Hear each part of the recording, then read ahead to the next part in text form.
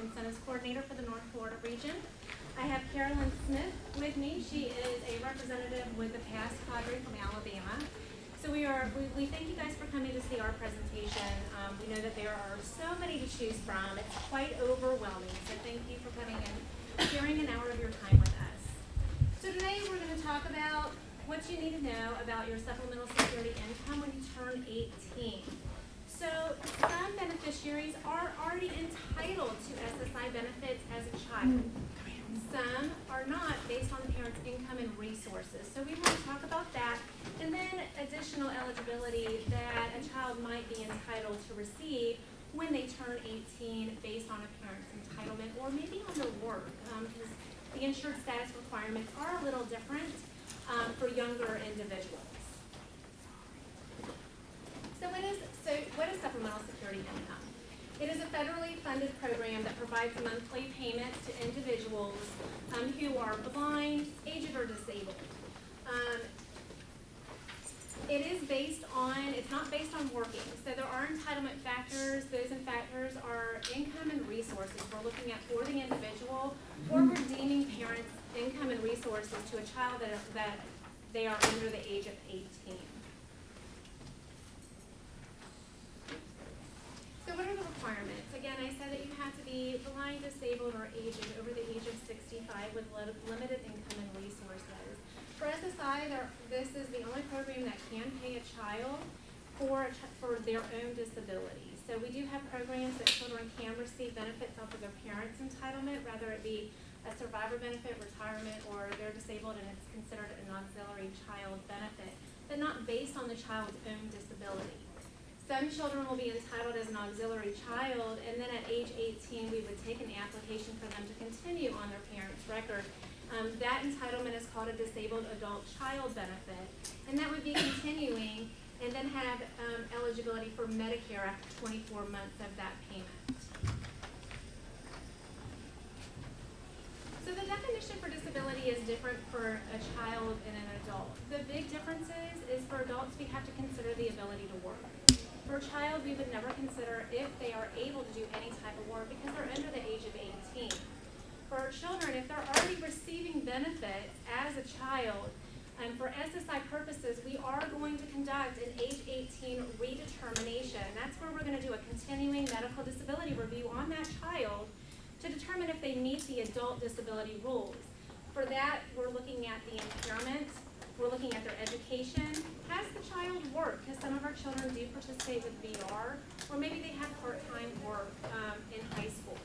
So we're going to look at those entitlement factors, and if they've never worked, are they able to work? Or for some children, they may be able to.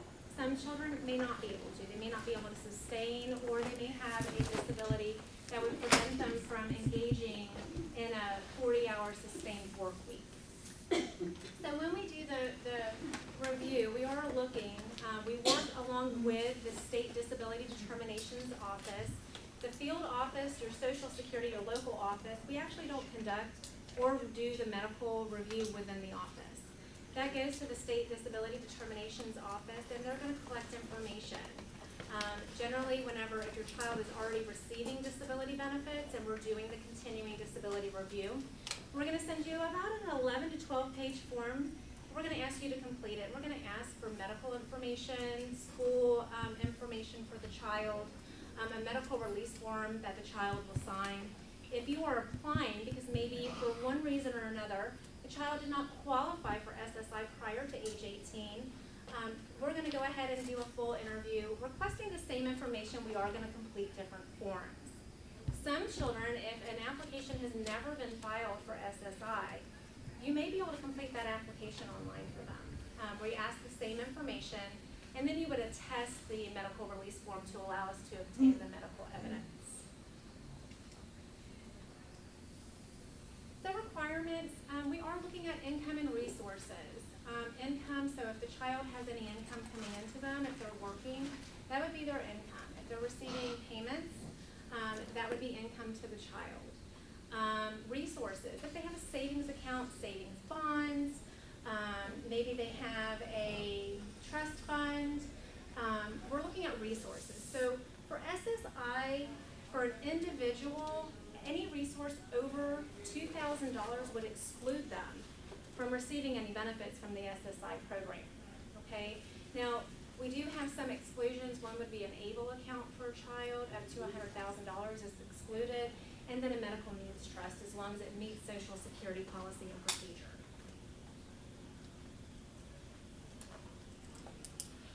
So this chart just basically breaks down, because we do get questions, okay, what really is income for the SSI program? It is, like I said, wages, net earnings, and that's net earnings from self-employment. So that's after all their expenses are deducted, what they're going to claim with the IRS. Payments for sheltered workshops, that's income to the individual that's filing the application. We are looking also at honored income, so that would be other SSA benefits. So maybe the child is still a student receiving benefits from a parent. That's unearned income to the child, and that would count towards their eligibility for SSI. VA benefits, unemployment benefits, interest or dividends being paid based on maybe like a money market account or an investment. Any pensions that a child may be entitled to, it could be like something they're receiving from a survivor, surviving or as a survivor from a parent's passing, or any cash. A lot of people don't know that, but if you receive cash, it could be, I'm trying to save it for a car, and someone gives you $500, that's countable under SSI.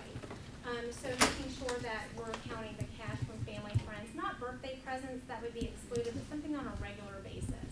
If maybe I'm giving my son $500 a month towards rent, that would be a countable income for my son each month. Resources, bank accounts, IRAs, CDs, those all count as resources. Stock funds, mutual funds, a second vehicle. I don't know many children that have two vehicles. But if they had a second car, an ATV that was licensed in their name, a motor home, a jet ski, those type of vehicles that are licensed would count as a resource for that child. Life insurance, and we're looking at life insurance whole life with that cash surrender value where you could borrow against the policy.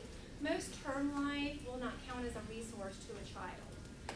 Property other than where you live. So if that child maybe inherited property and it's in their name and they're not actively living in it, that property would count as a resource for that child.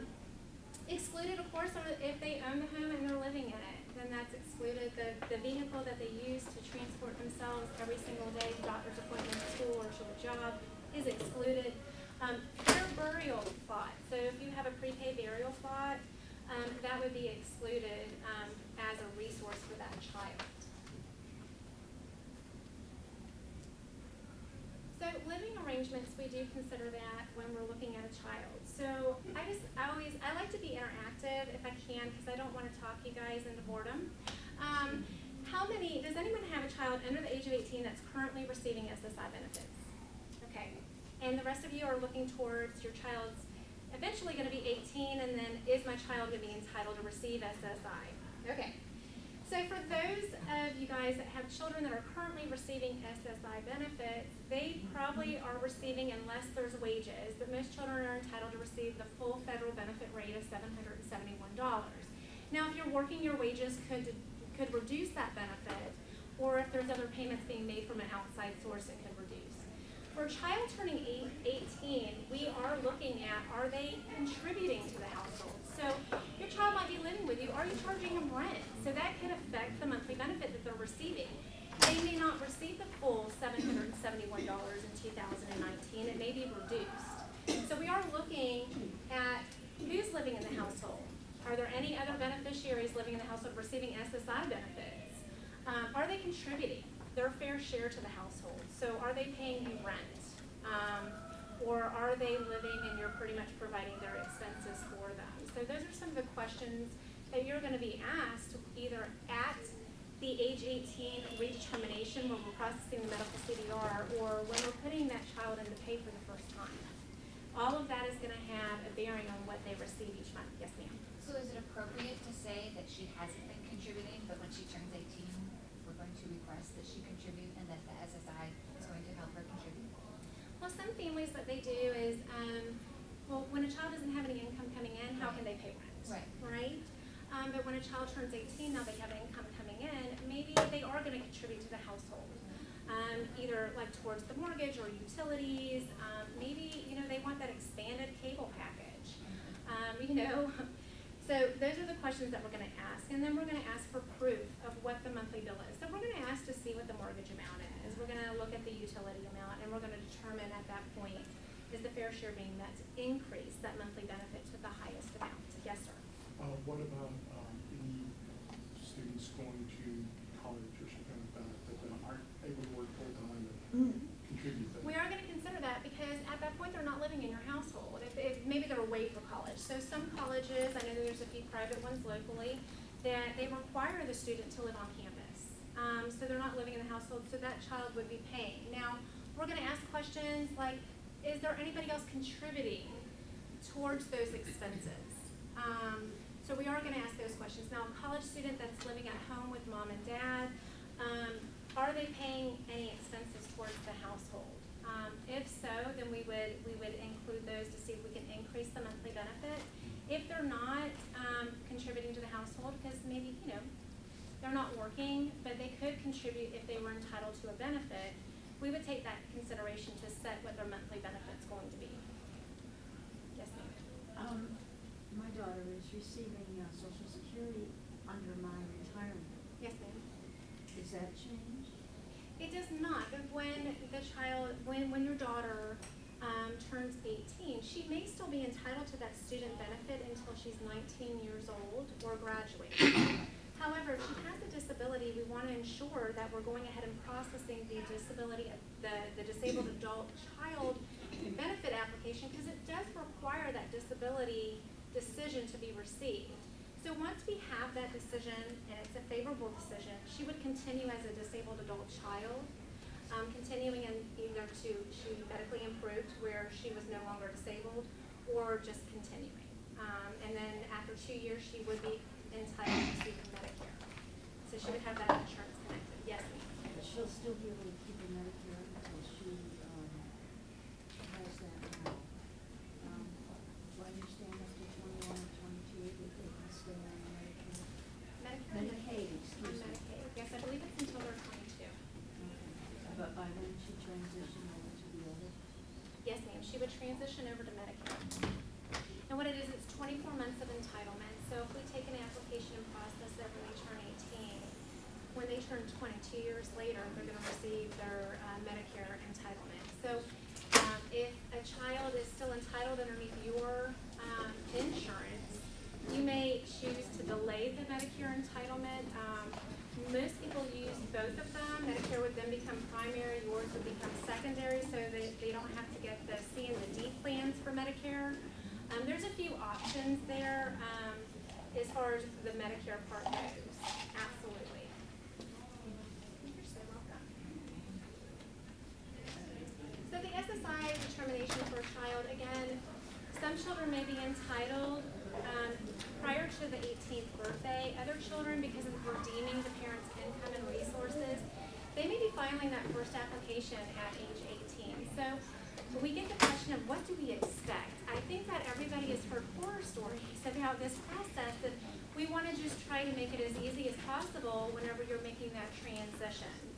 So if you are newly applying for that benefit, at their 18th birthday, the month that they're turning 18, please contact Social Security. Time is money. Anytime you file an application, that first point of contact, either you're adding a protective filing lead or you're actually scheduling that appointment, that's going to issue a protective filing date. That tells us at what point Medicaid eligibility begins and when we can first consider payment. Okay? So if it's a plan, the month that they're turning 18, go ahead and contact Social Security. You may not get in immediately. I'm a realist. I realize that our appointments are about 30 to 45 days, depending on where you live. But go ahead and issue that protective filing. Schedule that appointment. I will tell you guys, we ask the same questions on the phone as we do in the office. I've talked to some parents where their child has difficulties with anxiety. I wouldn't recommend coming into the office because we are high volume. It's Florida. We're busy in our office. in questions over the phone. Some of those questions that we are going to ask you are going to be information about the child. We want to know medical information, so you can always prepare. We want to know what doctors that child is seeing, what prescriptions the child's taking, if there are any special programs at school, who might have, if it is a developmental disorder or an intellectual disorder, were there any psychological testings done? Most schools will benchmark those at certain ages. We want to try to get those records. We don't require that you guys go out and pay for these records because most doctors do not furnish those without charging you a fee for those records. We will request those records, but we need to know where the child's been. We need to know approximate dates of treatment. It doesn't mean that you have to call the doctor and find out the exact. Yes, ma'am. How far back? My daughter sees like 20-something people right now and has seen so many other people coming up. How far back do I go with these institutions? So what I would do is probably within the last 3 years, unless there's testing that's usually just done one time. So, and then we would want to know the provider for that. But a lot of those, if it's a chromosomal thing, you guys have those records, you just furnish us a copy of it. We wouldn't need to know the provider, because sometimes it's a one-time visit, just for specific testing, then you never go back. Well, in most states, the retention is 5 to 7 years, and then the record's no longer available. So I would say within the last 3 years, the treating doctors and specialists. And that way we have, and if there was one that maybe was a one-time and it was a little longer ago, maybe 5 or 6 years ago, go ahead and list that one also if you think that it has a big impact, or maybe you were undergoing treatment and no one could diagnose, and then finally that doctor was able to diagnose. Go ahead and provide that medical provider. Yes, ma'am. When my granddaughter turned 18, I did not realize that there was 2 different applications that were going to be done, one for the medical and then one for the financial. She already had the SSI, so when I turned in all of the information for her medical and everything, I assumed everything was done, and then when they got a hold of me, notified me and wanted a phone conversation, I wasn't real sure what was going on with that because she had already been approved again. Okay. So that's kind of something that maybe people should know, that there will be 2 separate. There are 2 separate. For children that are receiving SSI benefits, will do the medical redetermination at age 18. When we get a favorable decision back from the Disability Determinations Office, we do a pre-effectuation interview that we call it a PERT. And basically that's where we're going to go over all of the updated financials. Now again, we are not looking at the parent's income, because at age 18, we're no longer deeming, we're looking at only the income that belongs to the child. And so we're going to update that. Maybe the child doesn't have a bank account. We need to remove that off the record so we're not constantly asking you to update that information. So we're going to go through and we're going to ask you quite a few questions about income, resources, making sure that the child's record from 18 and forward is up to date. I'm coming right back to you. Yes? What happens when like my son has SSI attached to Medicaid? What happens as far as you're saying redetermination? How many months, like, does he just continue to have Medicaid till you guys determine? Absolutely, yes. So everything stays the same Yes. until he changes? Yes. So what's going to happen when we do the redetermination, we're going to send it over because we have to use the adult rules at that point. So we have to consider the ability to work. What happens? The payments continue while the claim's sitting over the Disability Determinations Office. That is one of our budgeted workloads. Okay, so we only do so many cases per year. So you may fill out the application and maybe you don't hear anything for a couple of months. It may be because we've met our allocation and we're unable to send the claim at the time. So then 3 or 4 months later, it's going to continue. Those payments, the Medicaid is going to continue. The only thing that's going to stop that is if we receive a cessation decision.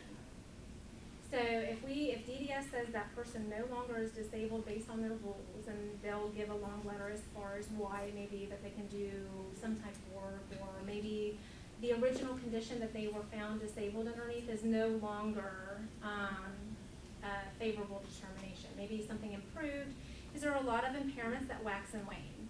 I always say the C word, cancer, usually go through treatments. It may go into remission. So those diaries are set accordingly, usually 3 years, and we'll re-review. So if maybe it's not saying that you don't have any other medical conditions, but the one that allowed you has improved, it could come back as a cessation decision. And then the individual has to be with you, because he doesn't talk on the phone, like, those types of things. It's already 4 years away, but I'm like, I don't see that So for happening those, anymore. it's going to be, we're gonna mail you the paperwork, you're gonna mail it back to us.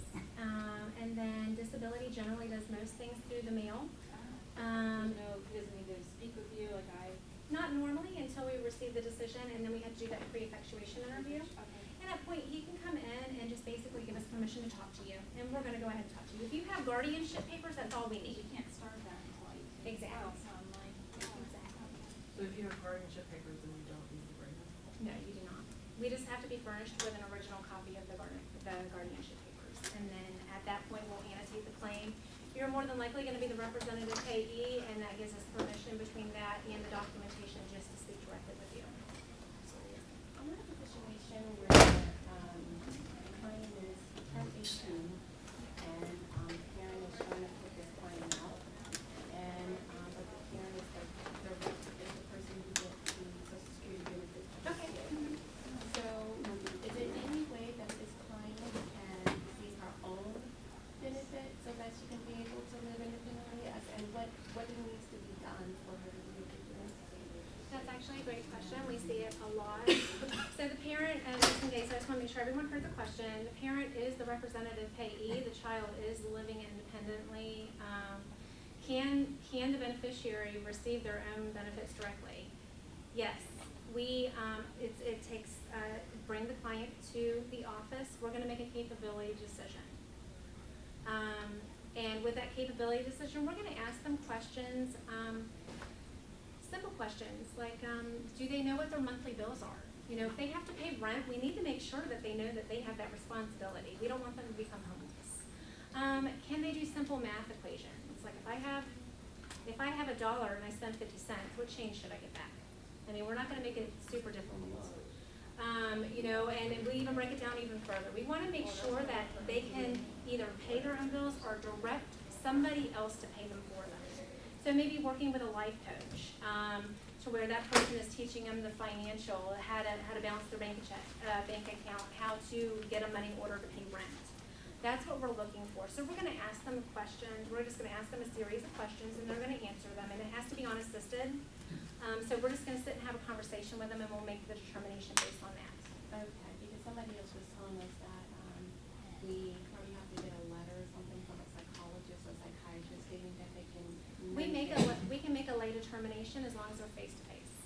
Yeah, absolutely. But what if they haven't, because the client is currently living with the mother, but the mother is threatening to kick the client out. She's allowing her to stay during the summer for summer school, but said after summer school, I'm kicking you out. So she goes up there to get a capability decision. She doesn't know about rent or anything like that, so will that go against her since she is? I work with some case managers, and I actually have them come in similar situations where the family is just not, they're done. They're not going to support anymore. We can use some input from you on that. Like, hey, this is the support that we're providing. We are working on life skills. Those are things that we're going to document into the claim. Okay. And it may be something like, okay, well, if something changes, will you please let us know? Because maybe we need to suspend benefits just to make sure that, they don't receive their check on the first and by the second they're broke and now not able to pay rent. It might just be a give and take relationship. So we do everything case by case. Okay, thanks. You're welcome. Yes, ma'am. Hi, if your child is in a group home at 18, I know you no longer count parents' income at 18, but if they're on the waiver, so they have rent as a group home, but like APD pays a big portion of that, is that counted as their income because the grant's in their name, or how does that work? Is it just So, strictly work? Normally, their rent liability, even with APD, is $582.42 a month. Okay. That is a fair share. They're going to get the full FBR, so they're going to get the $771. Okay. Yeah. So that's normally how that works. Okay. Because they still do have that amount that they're responsible for paying. Okay. So Okay. they would get the full amount. All right, thank you. Do we have any children that are in foster care? No. No, we're going to bypass this. Okay. So we kind of covered this. I kind of sprung forward about how do you apply for SSI. Like I said, when on the month that they're turning 18, you're gonna contact us. We're gonna go ahead and get that protective filing date in. We're gonna set up the appointment. It can be in office over the phone, and if they've never filed before, you can try to do it online. It's a pretty quick, I'm not gonna say it's pretty quick, it takes about an hour, let me be honest. If you have the medical information with you at the time of filing, it'll go pretty quick. They're gonna ask you about the doctors, hospitals, what treatments were received, any current medications that they're taking, and then also educational information. So if they have an IEP or they've received any services through school, we would like to know that so that we can request those records.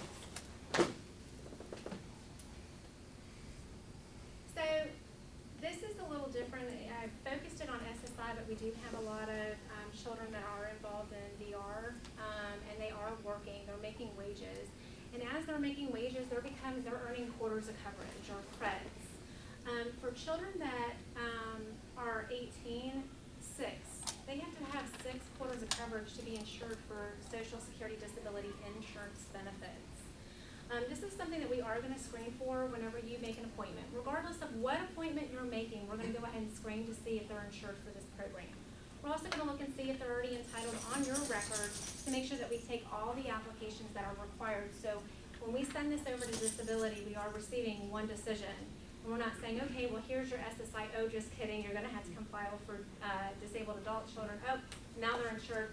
You have to come file another application. We're going to do it all at one time.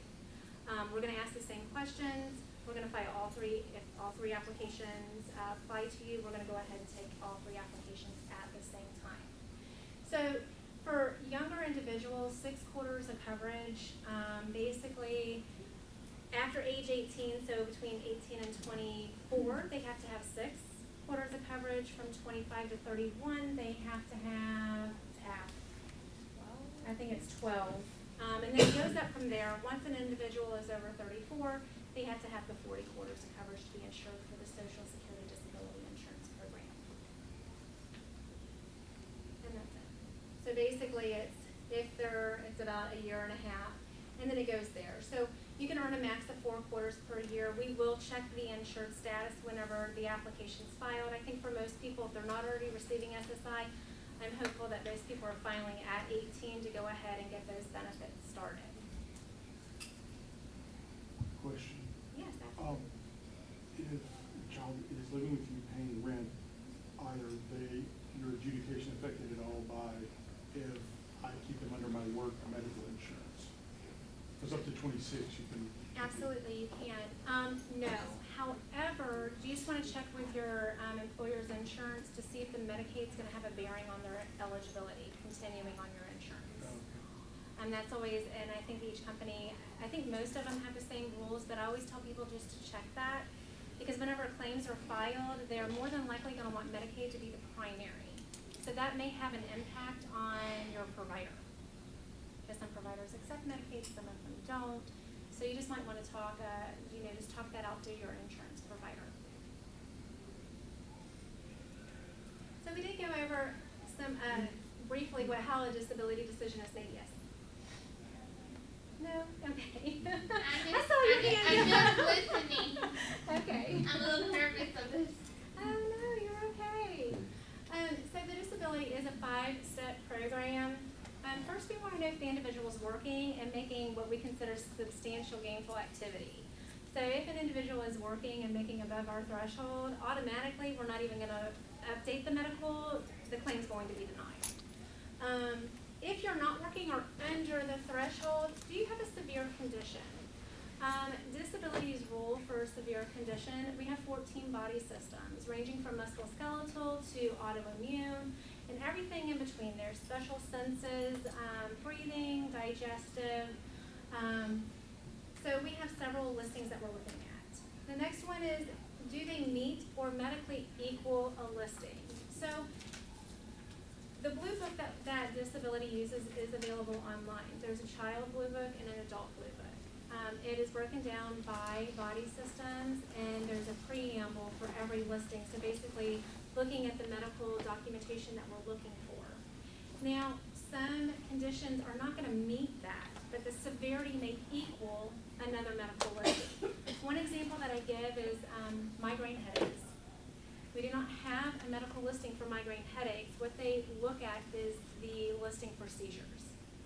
Because the medical documentation and the severity and the duration is about the same as far as how it impacts an individual functionally. So that's just one example of how they can medically equal one of their listings. Have you worked before? So if you've worked before, the doctors have to determine, can you go back to that work? If not, step 5, can you do another type of work? Or does that work transfer?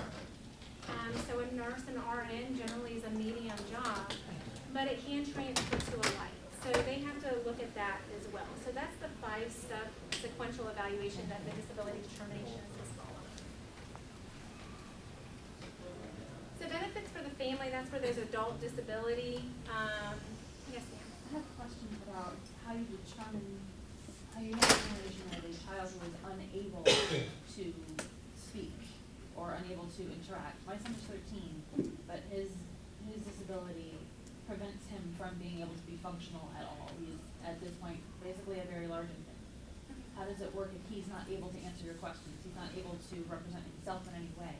That's when you're going to come in and represent him. Okay. So what happens is if he's not currently receiving benefits at 18, you may not be able to avoid that in-office He appointment. is currently receiving benefits now, Okay. so it would And just you're be a his matter of. representative payee. Okay. Okay. So what at age 18, our system is the way that it's set currently, is that at age 18, all beneficiaries become their own payee. So after he receives his last check as a 17-year-old, you're more than likely going to want to come to the office so that we can go ahead and continue you on as the representative payee to ensure that you can still act on for his best interest. Would there be, what paperwork would I need to file for that? Because I don't know if we're going to have files for guardianship at that point or not. If you did, I mean, I don't know if he'll be able to come to the office, but if he is, just bring him in. We'll make a late determination and we'll process the application that same day. Okay. Absolutely. If not, just medical documentation of his condition. Okay. And then that way we have that, we'll just document that, go ahead and process your application. So, for disabled children that are receiving on their parents' record, or maybe not currently receiving, but eventually will be entitled, all of us are working, hoping for that retirement check one day. So if you have a child that's found disabled prior to age 22, that child will become entitled on your record as a disabled adult child. We're gonna ask those questions when you're filing your application. We ask quite a few questions, but we always ask, do you have any children under the age of 18 in high school or disabled? When you tell us that you have a disabled child, that sets up the lead for us to take that disabled adult child application. That application we send it to DDS, they do what's called a collateral estoppel on that case, so we're adopting the original decision, as long as there's been no work performed over the substantial gainful activity level. That decision will be adopted and then the entitlement will be processed on your record. That has no impact on your benefit, that comes from the family benefits. What is the employment threshold? It is, what was that year? Like 1480, I think, or 14. 880 and 12. It's 880 for trial work, it's 1480, and that's a gross amount. That's like Per month, yes. I think it's in that package too, for some of you all.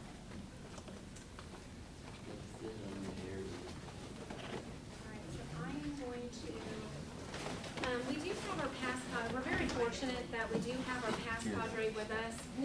This particular, support, is a fantastic support. We wanted to make sure that we included them because they're here. To give you guys this information for children that might be participating through VR or have a plan to work, receive their benefits or go to school, maybe do something to start their own business or something like that. So they're here, so I wanted to make sure to give them an opportunity to share that information with you because it's a fantastic opportunity. Wait, before you go, Yes, absolutely. part of resources is prepaid college a resource 529 plans? for the people? No, because you're funding that. And they can only use it for school. If they do not use it, the funds are released to you. Yeah, after a certain amount of time, so no, that does not count against them. Okay. No. As far as the amount, What about, protective Medicaid? So I had situations where the client is receiving, SSI benefit, the parent either, was hired or became disabled themselves, and then they got moved into Medicare and also Medicaid. And I spoke with someone in regards to before, and they were saying that they shouldn't have lost it because they have protected Medicaid because they had it before the parent. So, but then when we sent them to DCF that's here to do the Medicaid, DCF sent them back to Social Security. Yes. So it was a ping pong with the family, where they should go, and nobody was really giving them any direction.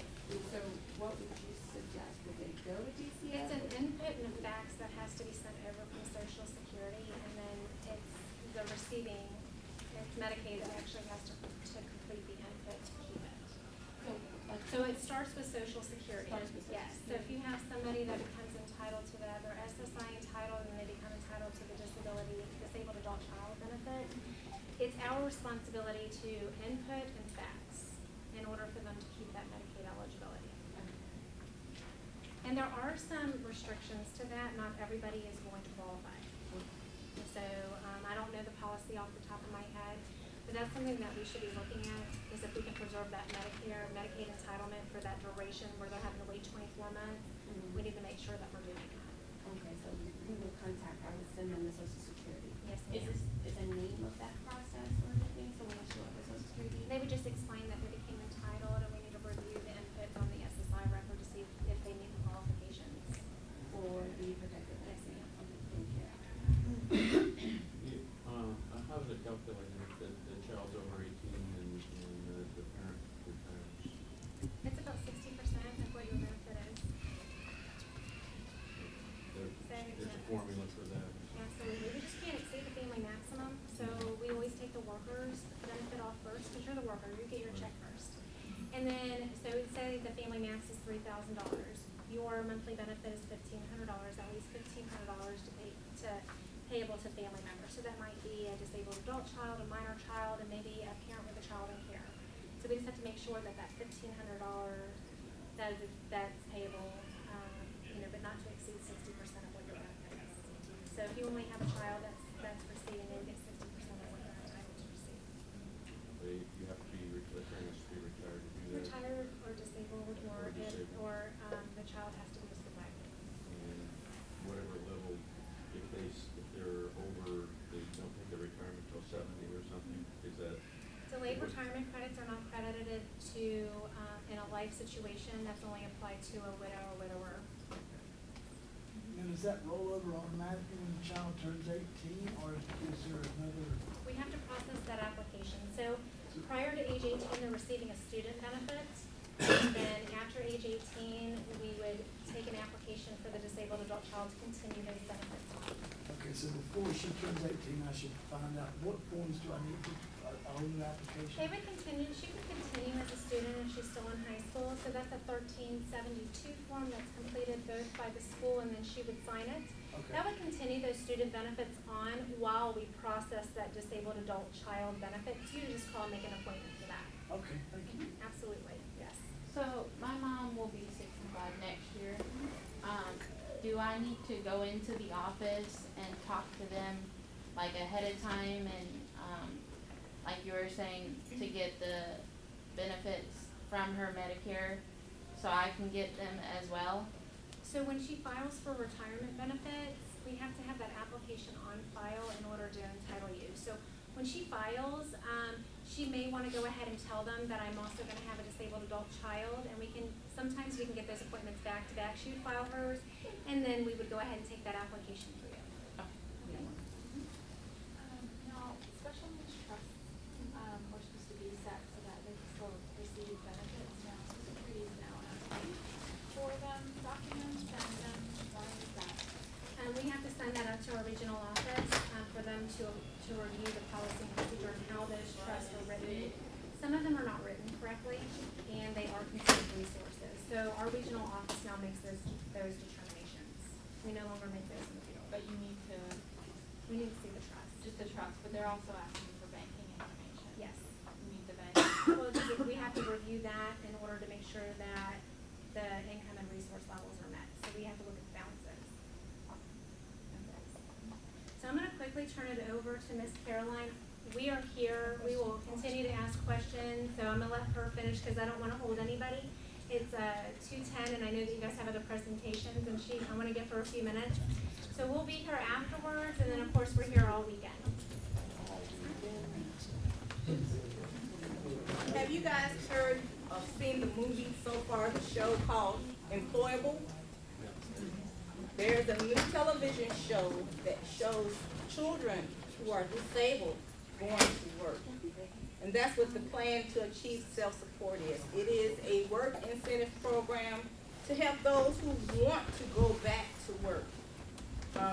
You may have small kids that wouldn't apply to you, but if you're interested in getting your child back in the workforce, or the child may be artistic or Down syndrome, but has some type of skills. Nowadays, technology has just come, I don't know the word for it, but technology has really come about where we can employ kids. Kids can work. So this is what this particular program is. You'll still receive your benefits, still be able to earn money, and we help you get back into the workforce. The plan works like this. You have to have a work goal. So if I want to be a chef and they require me to go to school, the money that your child has, if it's SSI only, you have to have other income and resources, is what Elizabeth is talking about, that would make them ineligible for SSI or reduce their payment. We can take those monies and put it toward your schooling for becoming a chef or welder, or if they're on disability, regular SSDI, and we can put them on SSI. Use the SSDI money to pay for that chef school, for those steel-toe boots that you may need to go to school in. So this particular program actually helps you to return to work. Now the objective is to come off of disability. Now you may have some employers who may give them a full benefit package and with good salary, which would maybe worth them being on their own, having their own apartment, doing their own things. So this is what it's called, Plan to Achieve Self-Support. We have applications inside your package. Your package has the information on what Elizabeth has talked about as what is the SSI, what is the SSDI, and it gives you a breakdown on how the program actually goes. And inside your package also, I gave you a copy of the PowerPoint that we usually do when we do our own presentation, which gives you examples of how the money is actually calculated. I'm going. There's a couple of them. Okay. Plan to achieve self-support. What kind of expenses can a pass help pay for? School or training, tuition fees, books and supplies. Like I said, the uniform, special clothing, safety equipment, shoes, the steel-toe boots, attending care, child care expenses, transportation for work, we pay for Uber, may need a bus pass, employment services, job coaching, supplies to start a business. Self-employment is a little bit hard because you have to have a detailed business plan when you're talking about self-employment. And that has to be to the T. You got to have some sort of money, some sort of support to say that you're going to start a business and that this business is going to get you to the point where you can self-support yourself. Most businesses, if you know that about self-employment, it takes you 2 or 3 years before you actually start receiving those monies. And that you have to be able to make it until that 2 or 3 years come. So we have to know where you're getting money from, and we can probably help you with marketing, signage, or whatever the self-employment business actually is. Here's an example. The wages being excluded under an approved pass. Billy wants to go to school to become a social worker. Billy works part-time and earns $665 a month. We figure Billy's countable income using the earned income formula. $665 minus $20 exclusion. We give you a $20 off the top. Take off $20. That gives you $645. And then when you talk about work, when it comes to earned income, we take off $65 additional dollars. So that leaves $580. 580 divided by 2, which we only use half of your benefit, whatever the earnings are, that equals $290, which is your countable income.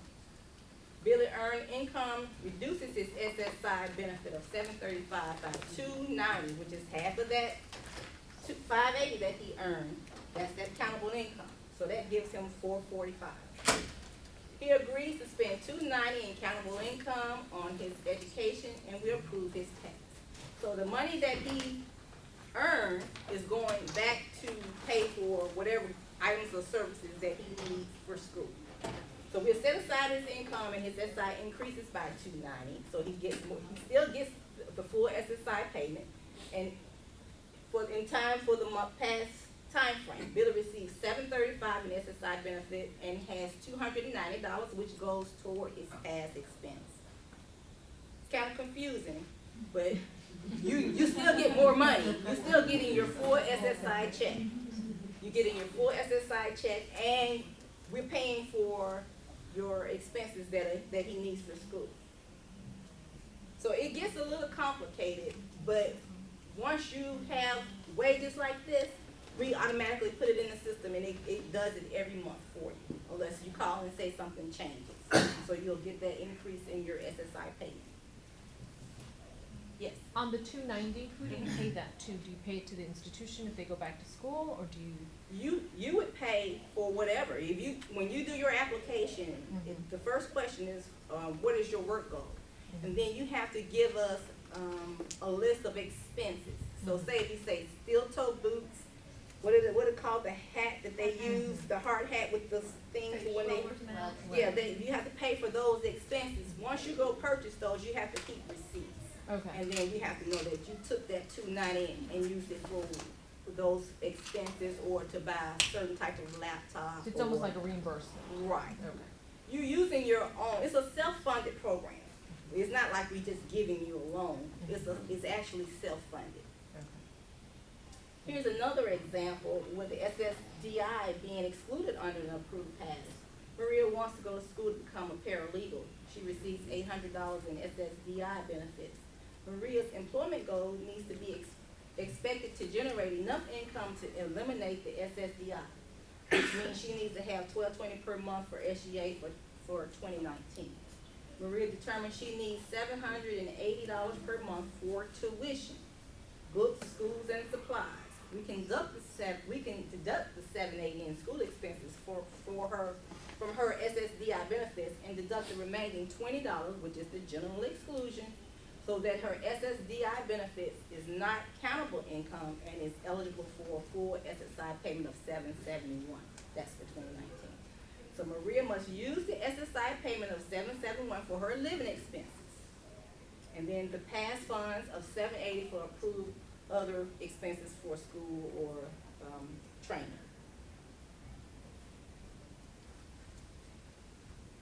Now, this part is probably yours. Do you know about it? It's up to you. So we like to include how many people have received the phone call. Everybody? Okay, and you've probably received multiple phone calls. Let's see, they're spoofing our 800 number. They're calling and talking about their OIG agents, and if you don't give them money right now, they're going to come and arrest you. I can probably go on and on with the scams that are going on right now. As soon as we notify the public, there's another one that we're notified about. They've been calling out. They're calling us. I get them every day. Yes, we're getting them at the offices. I get them on my phone. I play with them a little. I'm like, oh my gosh, you're going to take my benefit? Let me write you a check right now. But I know that that's what those calls are for. Generally, Social Security will contact you. Normally, we're going to contact you if you have an appointment with us. If you have called and asked for information, we may call you back. Generally, if you have not called us, if you have not scheduled an appointment with us, if you have not requested information from us, we are generally not going to contact you. On a rare instance that we do, maybe we sent a letter and it came back returned mail, maybe for one reason or another we didn't get the updated address, and we do reach out to contact you. I urge you guys can contact the office. We're going to go through the national global addresses to make sure that that employee works for the agency, and we can verify before you disclose any of your information, okay? We want you to protect and safeguard yourself. It's not just from us. It's IRS. It's OIG. It's probably 500 other million. If I don't recognize the number and they don't leave a voicemail, I block them. But we just want to make you aware. We are doing press releases. We are sharing information with the news stations, so they are putting it on the news. I have heard the information on radio stations. We just want to make sure that everyone, that we're notified. Please safeguard your information. Do not give your information out to people that are calling you. If you're unsure, you call us. We will verify the person's name. We'll look at your record. We are not just willy-nilly, and we would never, ever call and say that you have to pay us money immediately or you're going to be arrested. So I just wanted to include that in this presentation. Crooks are smart, and we just don't want you to give out your information. And we have seen people that have been affected by this, and they have ran out and generated money orders or given them bank account information. They're smarter than we are, and they're quicker than we are. This is their full-time job, so please do not disclose your information. Any other questions on the past before? I had something, but not about the past. Okay, that's fine. So my sister, I'm an older sibling of a disabled adult, and my parents are both, my dad's 77, my mom's almost 70, so they're getting to the point where I'm going to be taking a more active role.